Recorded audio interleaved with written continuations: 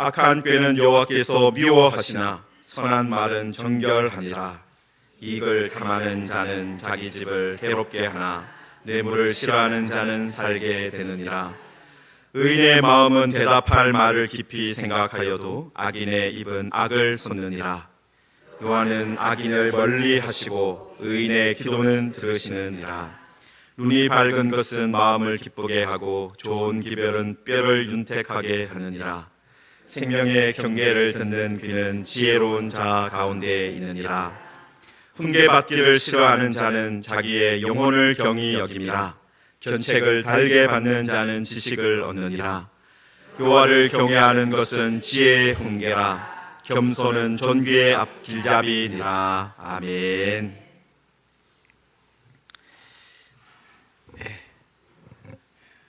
교회 들어오시면서 눈썰미가 좋은 분들은 보셨겠지만 꽃이 하나, 새로운 꽃들이 있어요. 제가 그걸 월요일날 샀는데요, 이름을 보고 샀습니다. 제가 그 종꽃이라고, 이게 캄파눌라라는 종류의 꽃인데요, 이름이 뭔지 아세요? 그레이스 캄파눌라, 은혜였어요. 은혜. 그래서 제가 그것을 꽃줄에서 보는 순간, 이게 은혜, 그레이스 캄파눌라라고, 이거 사야 되겠다 하면서 덥석 사왔습니다. 그래서 우리 옆에 인사하면서요, 그렇지만 그 꽃보다 당신이 더 아름답습니다. 꽃보다 당신이 아름답습니다. 그렇게 함께 인사하겠습니다. 당신이 꽃보다 아름답습니다. 은혜 많이 받으십시오. 네. 도윤이가 존재감을 드러내고 있습니다. 벌써 우리들 4월 마지막 주일을 맞이했는데요, 우리가 리딩 지저스 그 프로그램에 따르면 우리 역사서까지 다 읽었습니다. 이제 내일부터 시가서를 읽게 되는데요, 여러분, 그러니까 벌써 우리들이 구약의 절반을 읽은 겁니다. 이제 모세오경과 역사서, 그리고 시가서, 그리고 선지서, 이렇게 네 등분으로 크게 보통 구별을 하지 않습니까? 그러니까 이제 벌써 두 절반을 읽었고, 이제 절반 부분인 이제 시가서와 이제 선지서를 읽게 됩니다. 여러분, 그런데 제가 지난번에도 한번 말씀을 드렸는데, 성경을 쭉 읽는 것과 함께 하면 좋은 일이 이 잠언을 하루에 한 장씩 읽는 겁니다. 그렇게 말씀을 드렸습니다. 왜냐하면 잠언이 전체가 몇 장이에요? 31장이에요. 그래서 그냥 그 날짜, 오늘이 만약에 오늘이 8일이죠. 그럼 28장을 읽으면 되고, 내일이 29일이니까 29장을 읽으면 되는, 어떻게 보면 딱 정해서 그렇게 마음을 잡고 읽기에 좋은 책이 잠언입니다. 여러분, 그런데 우리가 앞으로 시가서를 읽으면서 잠언도 읽게 될 거지만, 여러분, 잠언은 어떤 목표로 기록이 되었느냐 하면, 여러분, 솔로몬이 1장에 뭐라고 말하느냐 하면, 지혜롭게, 공의롭게, 정의롭게, 정직하게 행할 일에 대해서 훈계하기 위해서. 그러니까 한 사람을, 이 잠언을 읽는 사람 어떻게 하겠다는 거예요? 이 잠언을 가까이 하면은 지혜롭게 됩니다. 공의롭게, 정의롭게, 정직하게 행하는 것이 무엇인지 배울 수 있습니다. 그 이야기를 하고 시작하고 있는 거예요. 여러분, 그런데 여러분, 이 잠언이 어떤 형식으로 기록되어 있습니까? 이게 시의 형태예요. 시. 히브리 시의 형태입니다. 여러분, 시는 보통 어떤 특징을 가지고 있습니까? 시는 산문에 비해서 간결하죠. 간결하고, 그리고 대칭 구조를, 특히 히브리 시가 그런데요, 대칭 구조를 많이 가지고 있습니다. 그럼 제가 며칠 전에, 아마 여러분들 보신 분들도 있을 것인데, 이 자산어보라는 영화를 봤습니다. 몇 년 된 영화인데요, 그냥 이렇게 한번 보게 됐습니다. 그럼 거기에 보면 정약용 선생이 나와요. 조선시대 아주 천재 가문이라고 불렸던 그 사람이 나오는데, 제일 큰 형은 이 서학, 그러니까 카톨릭을 믿는다는 것 때문에 이제 사형을 당하고, 동생 두 사람은 이 소위 말해서 배교를 했어요. 나 카톨릭 안 믿는다, 그렇게 말을 하고 이제 귀향을 가게 되죠. 그래서 한 사람은 흑산도로, 그러니까 형 정약전은 흑산도로, 동생 야경은 강진으로 이렇게 유배를 가는데요. 여러분 거기서 정약전 선생이 흑산도에서 그게 다 이 쌍놈들밖에 안 사는 그런 섬인데 제법 똑똑한 젊은이를 한 명 만납니다. 물고기에 대해서 너무 잘 아는 젊은이인데 하필이면 그 사람이 아버지는 양반인데 첩의 아들이라서 그냥 흑산도로 보내버린 거예요. 그래서 섬에 살고 있는 그런 사람이라고 영화에서는 그렇게 되어 있습니다. 여러분 그런데 거기서 이제 정약전 선생하고 교제를 하면서 공부머리가 트인 거예요. 그래서 글을 배웠습니다. 글을 배웠어요. 여러분 그런데 이 정약용 선생하고 정약전 선생 사이에 편지가 오고 가는데요. 편지가 오고 가려면 누가 오고 가야 됩니까? 사람이 오고 가야 돼요. 그 당시에는 사람이 직접 가야 되니까. 여러분 그래서 서로 제자들을 보내서 편지를 이제 서로 주고받는데 이 강진에 있는 정약용 선생님의 이 제자는 본래 양반이고 글 좀 한다라는 자부심을 가지고 있는 그런 좀 사람이었어요. 그래서 이 정약전 선생님의 그 쌍놈 출신의 그 제자, 정약전 선생님의 제자를 무시합니다. 근데 글도 모르고 뭐 글 좀 배웠다고 하는데 너 잘 모르지 이러면서 무시를 하는데 그럼 갑자기 정약용 선생께서 그러니까 이제 정약전 흑산도에 있는 분이 편지를 보내가지고 이제 그 편지를 가지고 이 섬에 있는 쌍놈 출신의 그 분이 편지를 가지고 가서 서로 만나게 되는데 거기서 갑자기 자꾸 정약용 선생의 제자가 정약전 선생의 제자를 무시하니까 정약용 선생이 시를 한번 해보자. 그렇게 해서 오원율시라는 걸 해요. 오원율시. 여러분 그러니까 조선시대로 따지면 공부 좀 했다, 글 좀 안다 그러면 뭘 할 수 있어야 되는 거예요? 시를 읊을 수 있어야 돼요. 운을 딱 띄우면 그게 무슨 글자를 가지고 운에 맞추어서 시를 만들 수 있어요. 여러분 그런데 이 내가 양반이네 하면서 그리고 나 글 좀 읽었네 하는 그 정약용 선생의 제자가 깨집니다. 시를 짓는 것에서. 여러분 그러니까 조선시대도 당신 좀 지혜롭다, 너 좀 공부했다 그렇게 하려면 뭐 할 수 있어야 되는 거예요? 시를 알아야 돼요. 시를. 여러분 성경도 마찬가지예요. 성경도 당신 좀 성경 좀 읽었네, 당신 좀 이제는 믿음의 길에 좀 들어왔네, 하나님이 어떤 분인지 좀 아는구나 그렇게 하려면 뭘 알아야 돼요? 시를 알아야 돼요. 시를. 여러분 그런데 여러분 왜냐하면요 시가 기도예요. 기도. 여러분 우리가 기도하지 않습니까? 여러분 기도를 제대로 하려면 시를 알아야 돼요. 여러분 그래서 이게 성경을 내가 역사만 알면 되지 않느냐? 아니에요. 시를 알아야 돼요. 시를. 여러분 그래서 우리가 잠언 말씀이나 아니면 시편이나 이런 글들을 읽으면서 그걸 자꾸 읽으면 내가 이제는 지혜자의 길에 초입에 들어왔구나. 지혜자의 길에 초입에 들어왔다. 여러분 옛날에는 양반 되려면 뭘 할 수 있어야 되는 거예요? 시를 읊을 수 있어야 된다면 지금은 잠언을 좀 그죠? 아니면 시편을 이렇게 말할 수 있어야 저 사람 진짜 이제 좀 지혜자의 길에 들어왔다 그렇게 되는 겁니다. 그런데 여러분 이 잠언에서 물론 가장 많이 나오는 단어 중에 하나가 지혜라는 말일 겁니다. 여러분 그래서 오늘 24절 본문 시작하면서도 지혜로운 자는 이렇게 시작을 해요. 여러분 그런데 지혜로운 자는 위로 향한 생명길로 말미암음으로 그렇게 되어 있습니다. 여러분 잠언에 많이 등장하는 단어 중에 하나가 생명이에요. 생명. 여러분 잠언은 생명을 얻는 길에 대해서 말하고 있어요. 여러분 정말 지혜로운 사람은 어떤 사람이겠습니까? 생명 길을 택하는 거예요. 죽는 길을 자꾸 택하는 게 아니라 생명 길을 가는 사람이 지혜로운 사람이겠죠. 여러분 그런데 잠언 15장 24절에 지혜로운 자는 위로 향한 생명길로 말미암는다.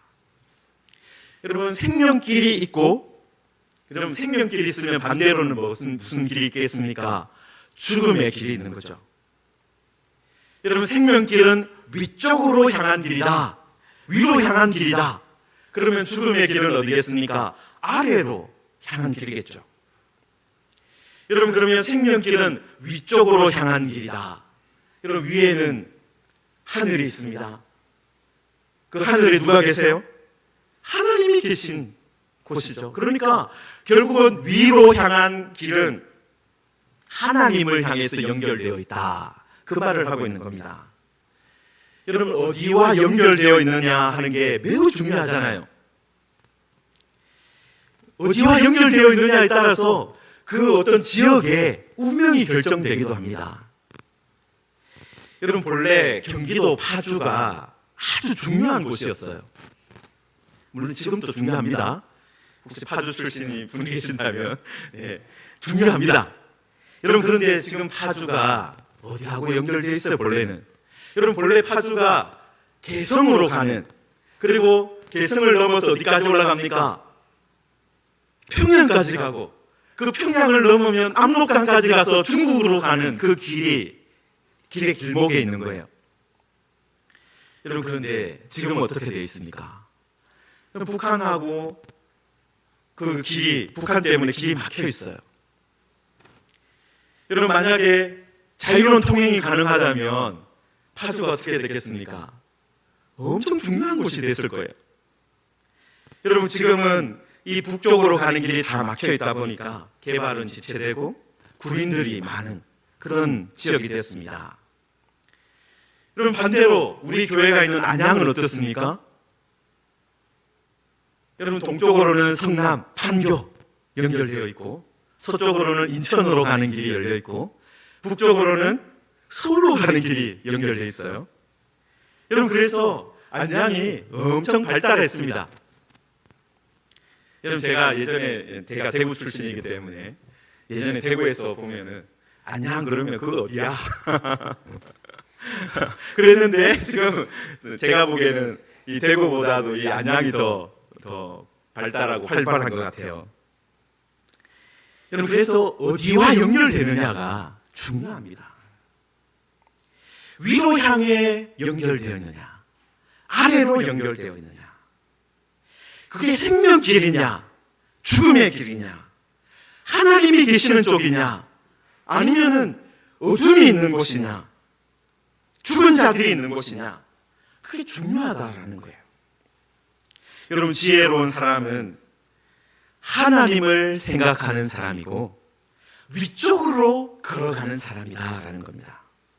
그리고 하나님이 기뻐하는 것이 무엇인지를 늘 생각하는 사람이 결국은 지혜로운 사람인 거예요. 여러분, 그래서 잠언은 어떤 책이냐 하면은 위쪽으로 가는 길을 알려주는 거예요. 위의 것을 생각하도록 도와주는 책입니다. 그리고 위에 계신 하나님의 취향을, 하나님이 무엇을 기뻐하는지, 하나님이 무엇을 싫어하는지 그거 알려주는 책이 잠언이에요.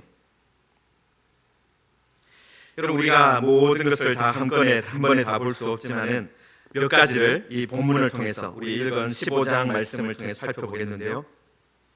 여러분, 26절에 보시면은 여호와는 교만한 자의 집을 허시며 과부의 지혜를 정하시느니라, 그렇게 되어 있습니다.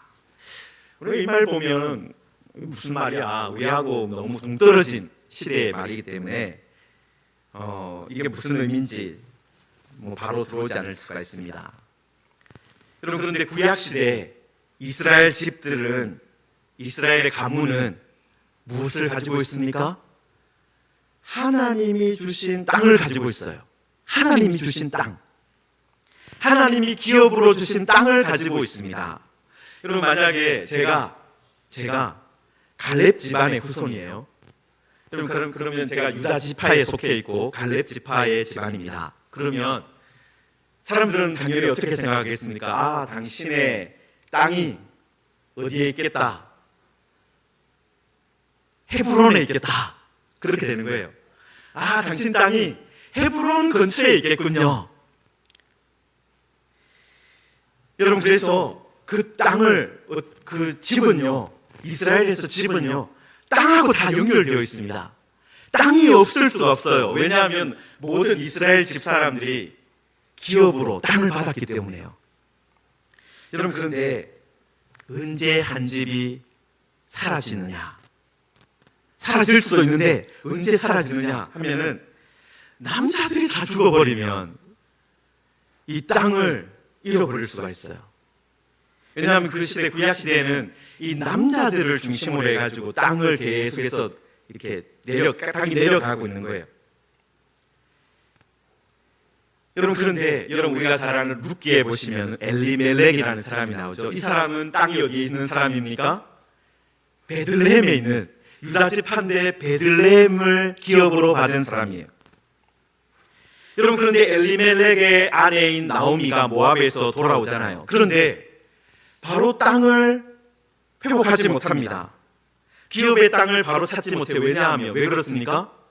남자들이 다 죽었어요. 남편인 엘리멜렉 죽었죠. 아들인 말론과 기론이 다 죽었어요.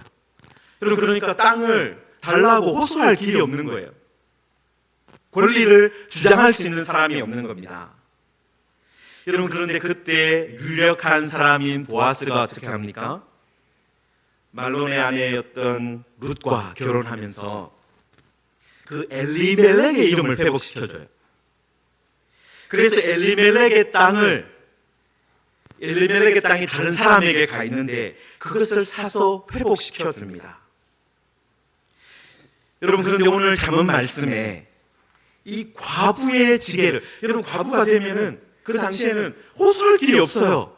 아들이 없으면요, 과부가 되어버리면 이 땅이 다른 사람한테 가도 할 말이 없게 되는 거예요.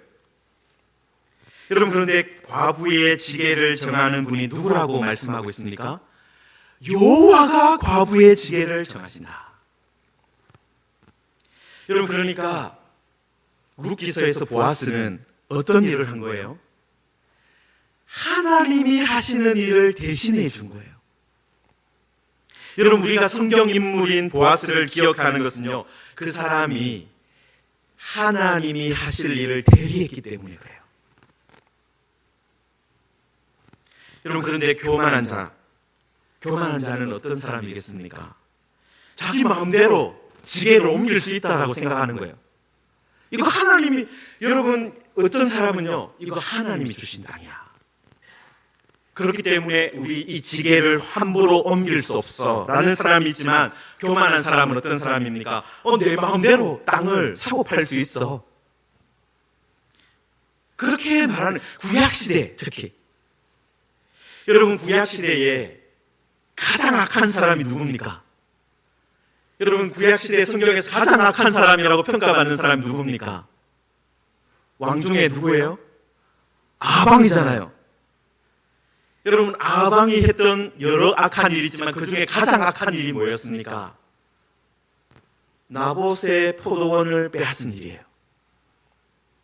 여러분, 아합이 이스라엘이라는 자기 궁궐이 있는데 그 앞에 보니까 포도원이 있는 거예요. 너무 아름다워. 그런데 어떤 계획을 품습니까? 내가 나봇의 포도원을 가지고 나물밭을 만들어야 되겠다. 원예를 좋아했던 것 같아요. 나물밭을 만들어야 되겠다. 여러분, 그래서 아방이 나봇에게 가서 흥정을 합니다. 뭐라고 흥정합니까? 내가 더 좋은 포도원을 주겠다. 그거 싫으면 내가 돈을 주겠다. 여러분, 그런데 나봇이 왕의 제안을 듣고 어떻게 합니까? 단칼에 거절해버려요. 하나님이 주신 지게를 한 발자국도 옮길 수 없습니다. 이 땅은 하나님이 우리 집안에 주신 겁니다 하면서 거절해버려요. 우리 시각으로 보면 이해가 되지 않잖아요. 이거 왕이 더 좋은 땅을 주겠다고 하는데, 왕이 돈을 주겠다고 하는데, 좋은 값을 쳐주겠다고 하는데 이거 팔아야 되는 거 아니냐. 여러분, 그게 바로 아합의 생각이었어요. 아합은 하나님이 주신 땅, 그게 뭐야? 이거 하나님이 주신 거라고. 이건 내 권력도, 왕도 우리 아버지가 막 이렇게 권력 투쟁해서 얻은 건데 무슨 소리 하냐. 하나님이 주신 땅을 자기 마음대로 할 수 있다라고 생각했어요. 여러분, 그런데 나봇이 어디에 살고 있었습니까? 북이스라엘에 살고 있었어요. 북이스라엘이 어떤 땅입니까? 금송아지를 섬기고 바알과 아세라를 섬기게 되는 그런 땅인데, 그 땅에도 아직까지 어떤 사람이 남아 있었습니까? 이 땅은 하나님이 주신 거다. 여러분, 사실 여호수아 때로부터 따지면 몇백 년이 흘렀어요. 그런데 아직까지 그 땅에 어떤 사람이 살고 있었습니까? 이 땅은 하나님께 받은 땅이다. 수백 년 전에 하나님이 우리에게 주신 땅이다. 그거 믿고 그 지게를 한 걸음 더 옮기려고 하지 않다가 아방의 아내였던 이세벨의 음모에 맞아서 결국은 사형을 당하고 말았습니다. 여러분, 그런데 그 일로 인해서 하나님께서 어떻게 하셨습니까? 아합의 집을 초전박살 내버리셨어요. 아합의 집을 흔적도 없이 날려버리셨는데, 그 일이 왜 그러냐면 이것 때문에 그랬어요. 여러분, 나중에 아합의 아들은 신하였던 예후라는 사람에 의해서 죽임을 당합니다. 여러분, 그리고 이세벨도 죽임을 당하는데, 예후가 군대를 끌고 막 이렇게 궁궐로 다가오니까 이세벨이 나가서 볼 거 아니에요. 그 창에서 내려다보는데 예후가 내 편에 설 사람이 누구냐 하니까 이세벨을 섬기던 사람들이 이세벨을 밀어서 창에서 떨어뜨려서 죽었습니다. 여러분, 교만한 자의 집을 허신다. 교만한 자의 집을 허신다. 하나님이 주셨다고 그건 무슨 소리야? 너 내 땅을 내 마음대로 할 수 있어 라고 했던 교만한 자의 집, 아합의 집을 하나님께서 완전히 헐어버리셨습니다. 여러분, 그리고 26절에 보시면 악한 꾀는 여호와께서 미워하시나 선한 말은 정결하니라 라고 되어 있어요. 여러분, 이세벨이 그 나봇의 땅을 차지하기 위해서 어떤 꾀를 내었습니까? 나봇이 하나님 때문에, 이거 하나님으로부터 온 땅이고 조상으로부터 하나님께서 하나님께 받은 땅이다, 그것 때문에 이 땅 팔 수 없다라고 말했다고요? 내가 그러면 하나님의 이름을 이용해 가지고 그 사람 죽이겠습니다. 여러분, 이세벨이 어떤 사람을, 건달 같은 사람들을 고용을 하는데 그 사람들이 뭐라고 말합니까? 나봇이 하나님을 모욕하는 것을 내가 들었습니다. 나봇이 왕을 모독하는 말을 하는 것을 내가 들었습니다. 그걸로 고소를 해가지고 재판을 받게 해서 사형당하게 합니다. 여러분, 그러니까 악한 꾀를 내어서 나봇의 밭을 차지한 거예요. 여러분, 그렇게 하면서 이세벨은 어떻게 했겠습니까? 내가 정말 머리가 잘 돌아가. 정말 좋은 꾀를 내었어. 그렇게 생각했을 겁니다. 하나님을 믿는다고, 하나님의 이름 때문에 안 된다고, 그럼 내가 하나님의 이름으로 너를 죽여주마. 그렇게 하면서 악한 꾀를 내었습니다. 여러분, 그런데 그런 악한 꾀를 누가 미워하신다고요? 여호와께서 미워하신다. 여호와께서 미워하신다.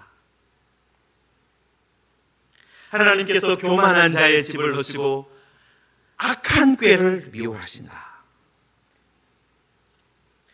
여러분, 하나님의 미움을 받으면 어느 누가 살 수 있겠습니까? 여러분, 그래서 이세벨이요, 구약 성경에서 가장 비참한 죽음을 당했어요. 여러분, 아까도 말씀드렸지만 자기를 섬겼던 종에 의해서 떨어져서 죽었어요.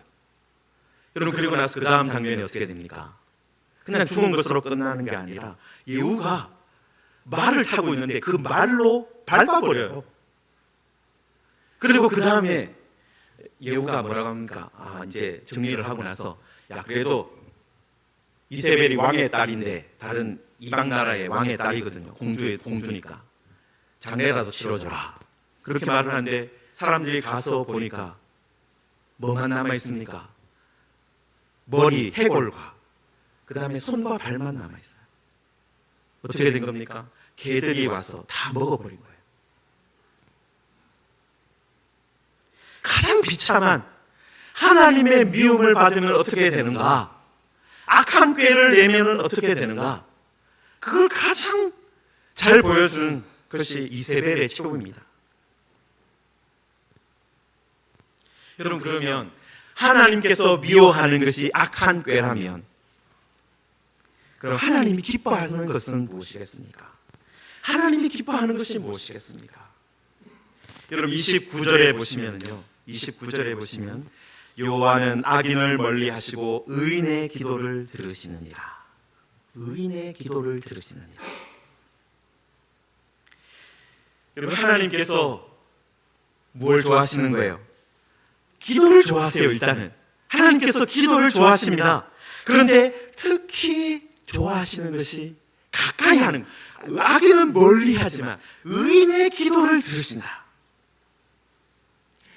하나님께서 악인은 치워버리지만 의인의 기도는 보석같이, 보물같이 생각하신다라는 겁니다. 여러분, 그래서 일단은 기도하는 사람이 되어야 해요. 여러분, 그런데 그냥 기도하면 안 된다. 여러분, 그냥 기도하는 것이 아니라 어떤 기도를 해야 되는 거예요? 의인의 기도를 해야 됩니다. 여러분, 의인의 기도는 무엇이겠습니까? 의인의 기도는요, 여러분 아까 아합은요 자기 욕망을 이루기 위해서, 내가 저 포도원이 필요한데 내가 하고 싶은 것 하려고 그거 취하다가 악인의 길에 빠진 거예요. 여러분, 그런데 의인의 기도는 어떤 기도입니까? 하나님의 뜻을 이루기 위해서, 하나님의 나라가 임하는 것을 위해서, 하나님의 이름이 높임받는 것을 위해서 하는 기도예요. 여러분, 그래서 우리는 이방인이 하는 기도가 아니라 의인의 기도를 해야 합니다. 여러분, 잠언은요 우리에게 그냥 기도하라고 말하지 않고 의인의 기도를 드려라, 그걸 말하고 있어요. 여러분, 이걸 본 사람은요 어떻게 하겠습니까? 내가 정말 의인의 기도를 하고 있느냐, 내가 정말 의인의 기도를 하나님께 드리고 있느냐, 그거 살펴볼 거예요. 그냥 기도하는 거, 그걸로 만족하는 것이 아니라 내가 정말 의인의 기도를 하고 있는가. 여러분, 그래서 구약에서 지금 이 구약 성경이니까 구약에서 의인들이 어떻게 기도했는지, 믿음의 사람들이, 의로웠다라고 평가받은 사람들이 어떻게 기도했는지, 아브라함은 어떻게 기도했을까? 다윗은 어떻게 기도했을까? 다니엘은 어떻게 기도했을까? 야베스는 어떻게 기도했을까? 그거 살펴보는 사람이 의인의 기도를 하게 되는 거예요. 여러분, 그래서 잠언은요 우리에게 훈계를 주고 있습니다. 어떤 훈계를 주고 있습니까? 당신이 하는 기도가 하나님께 들리지 않을 수도 있다. 왜냐하면 당신은 의인의 기도를 하는 것이 아니라 악인의 기도를 하고 있습니다. 이세벨이 했던 것처럼 기도하고 있습니다. 아합이 했던 것처럼 기도하고 있습니다. 그럼 만약에 이런 말을 들으면 기분이 좋겠습니까? 나쁘겠습니까? 기분 안 좋죠. 여러분, 이런 훈계를, 그렇지만 듣는 사람은 어떻게 됩니까?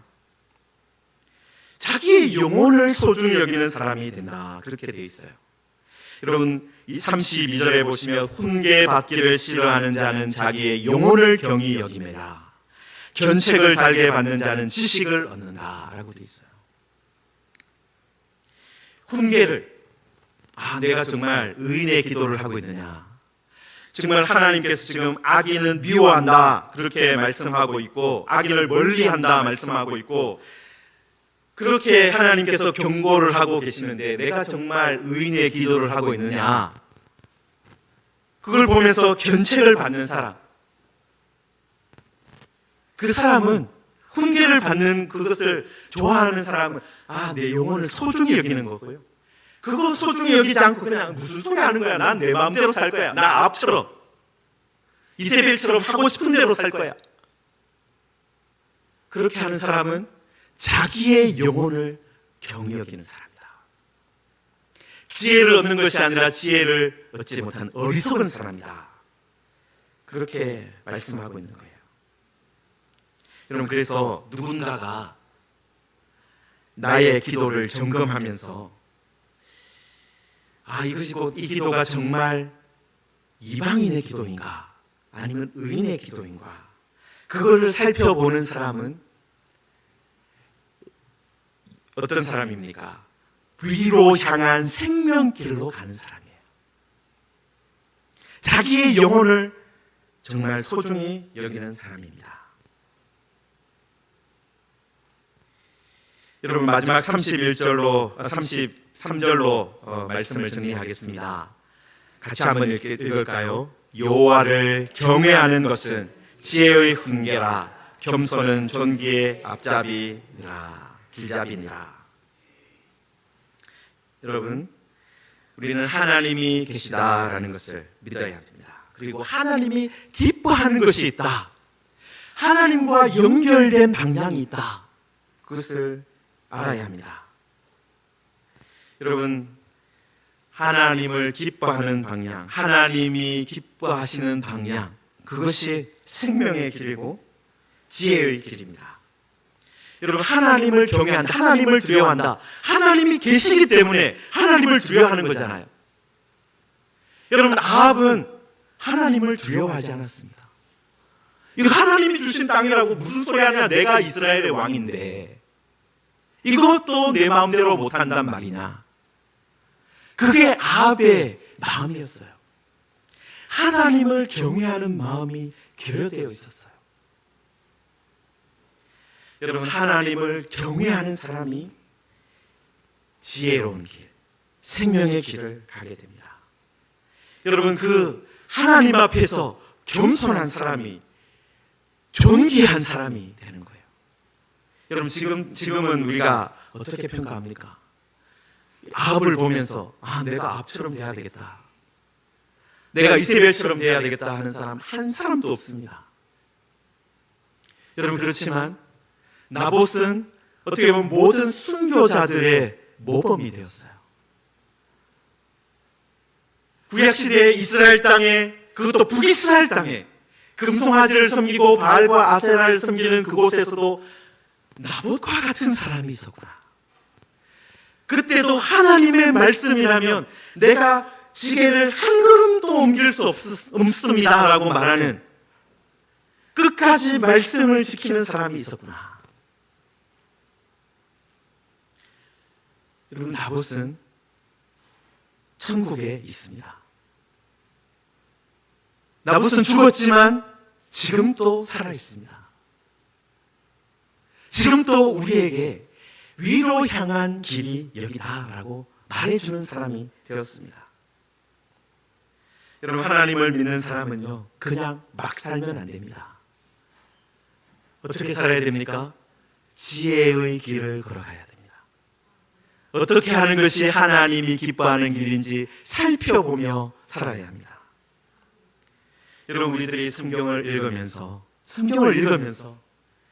이 말씀을 주신 하나님이 지금 또 살아계시다, 지금 또 천하와 만물을 주관하고 계신다, 왕의 마음을 임의로 움직이시는 분이시다, 지금 또 하나님께서 우리를 보고 계시다, 의인의 기도를 들으신다라고 하셨다. 여러분, 지금 또 하나님은 여전히 우리의 기도를 듣기 위해서 준비되어 있습니다. 여러분, 우리가 의인의 기도를 드리면 하나님 들으십니다. 여러분, 우리가 이 훈계를 들어야 됩니다. 여러분, 이 훈계를 듣는 사람은 자기 영혼을 중하게 여기는 사람, 그거 듣기 싫어하면 자기의 영혼을 경히 여기는 사람, 가볍게 여기는 사람이라고 했습니다. 사랑하는 성도 여러분, 우리들이 하나님을 경외하는 사람이 되고 정말 지혜의 길을 걸어가는, 그래서 하나님의 사람으로 이 땅을 지혜롭게 살아가는, 그래서 정말 존귀한 사람이 되는 모든 그런 지혜의 길을 걸어가는 우리 모두가 되기를 주의 이름으로 축원합니다.